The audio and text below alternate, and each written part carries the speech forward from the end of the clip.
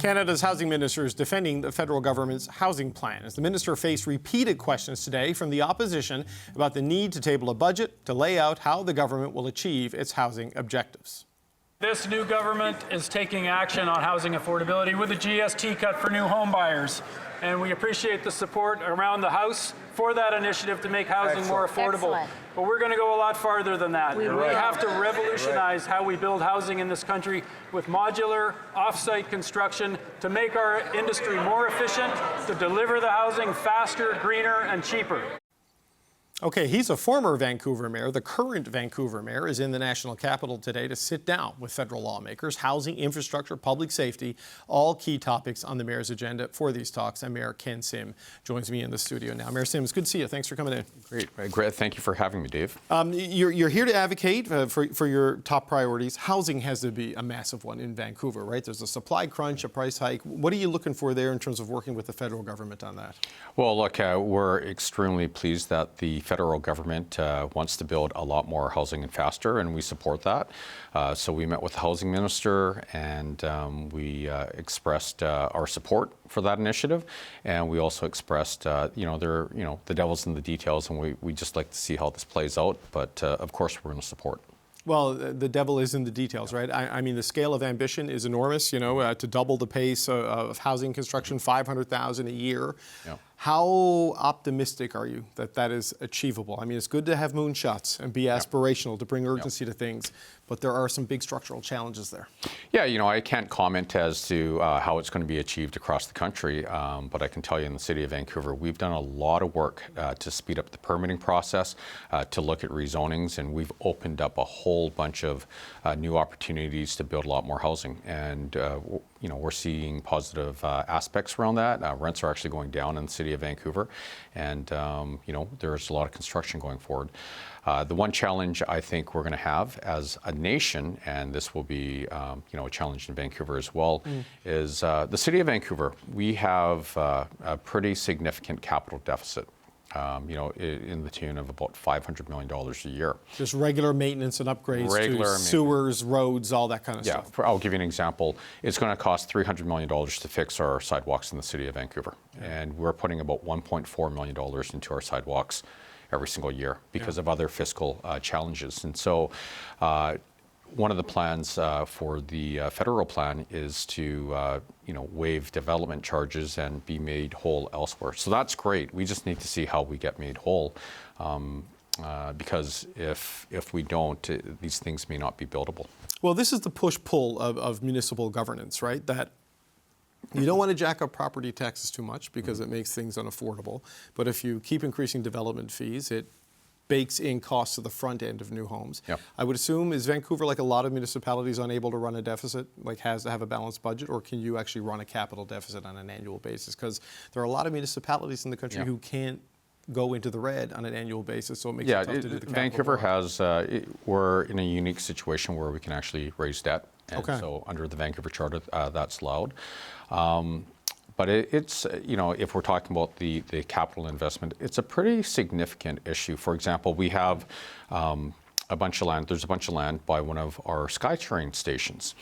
And the capital, the infrastructure needed to, make sure that all gets developed the right way is $1 billion.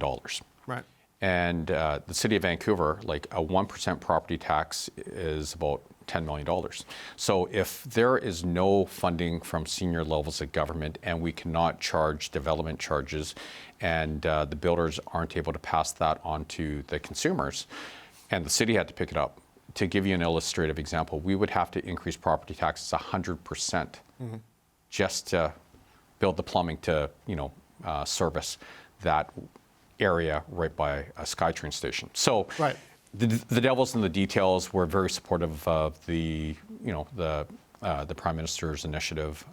We just like to see how that works. But that does help illustrate the challenges that are there, right? Because part of the policy goal is to cut development fees in half, I believe, over the period of 4 or 5 years. Yep. But just looking at those sort of gaps in capacity, in capital needs, they need to come in big with infrastructure money rather than, or somebody does, because premiers have kind of gotten off the hook a little bit, I think, over the last 10 years. But, you know, Olivia Chow, the mayor of Toronto, was here last week, and she said she met with Mark Carney and asked him to pay their share of transit money to unlock housing potential in Toronto. Do you have that kind of a request for the federal government, and do you think it's realistic that municipalities could get that level of support from Ottawa?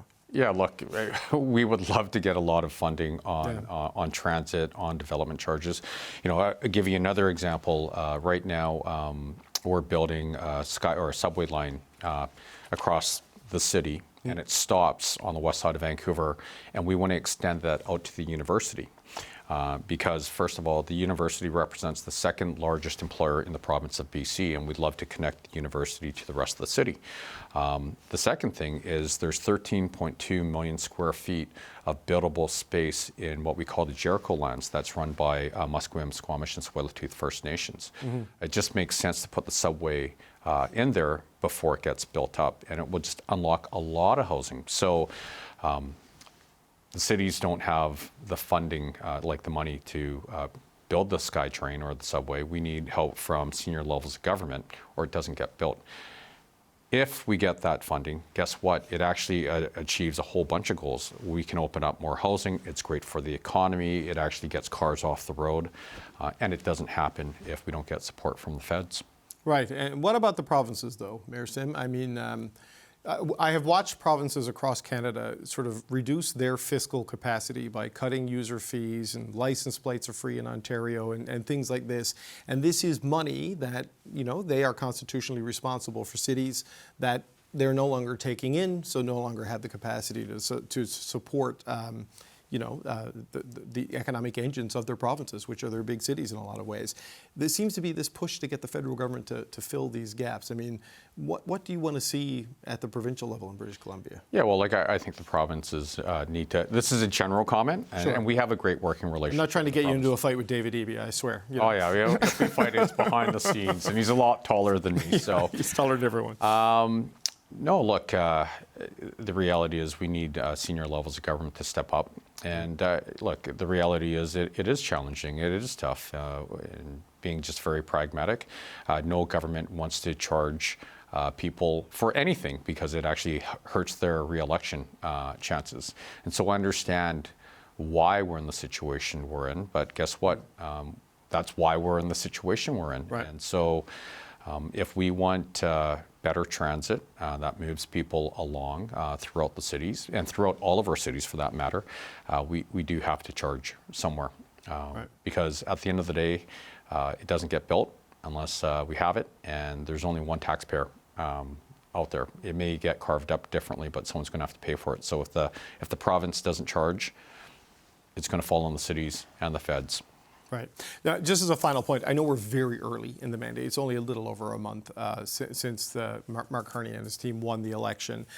We have seen the public focus having been on dealing with what's coming out of the United States and trying to get some propulsion behind these big infrastructure projects and economic development. So we can see the focus on that. What is your sense on things like housing and public safety, the things you were talking about, where the level of urgency is? Do you think we're going to see a similar sort of movement on that? It's just kind of being overshadowed by the Trump response? Yeah, I'll qualify the statement with, as Mayor of Vancouver, I have a fiduciary duty to work with whoever is in Ottawa and whoever's in Victoria. So we're not picking political sides here and there. No. Yeah. But a sense of how quickly we might see movement. Yeah, look, we've been very clear. We need movement on a few things.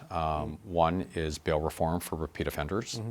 Two is mandatory care for people with significant mental health challenges or substance use disorder.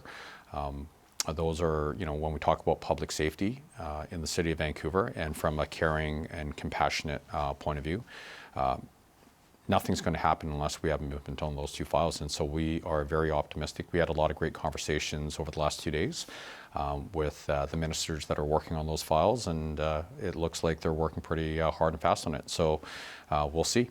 Okay. Well, Vancouver Mayor Ken Sim, we appreciate the time. Come back when you have updates on the conversations. We want to keep checking in to get a sense of progress. We appreciate it. Thank you very much. Vancouver Mayor Ken Sim.